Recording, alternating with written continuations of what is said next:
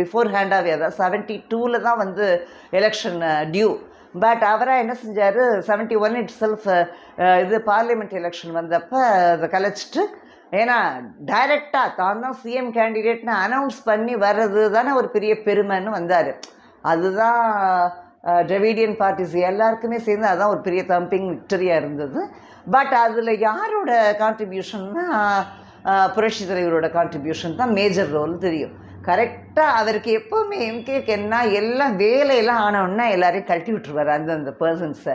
அதே மாதிரியே தலைவரை வந்து கழட்டி விட்டார். ஆனால் இதில் என்னென்னா ஒன்று பரப்பி விடுவார் அப்பப்போ ஸ்ப்ரெட்டிங் இது காசிப் சில இதெல்லாம் லைட்டாக அப்படியே ஒரு இது ஸ்பின் பண்ணி விட்டோம்னாலே அது நிறைய போகும் இல்லையா, ஃபிலிம் ரோல் மாதிரி. அது மாதிரி தெரியும் அவருக்கு. கணக்கு கேட்டார் பாருங்கள், கட்சியோட பொருளாளரே அவர் தான் கணக்கு கேட்டார். யாரோட கட்சியோட கணக்காக கேட்டார் இல்லை, அவர் அப்படி யங்ஸ்டர்ஸ் இப்போ இருக்கிற நிறைய யங்ஸ்டர்ஸ்க்கு அந்த மாதிரி ஒரு இது ராங்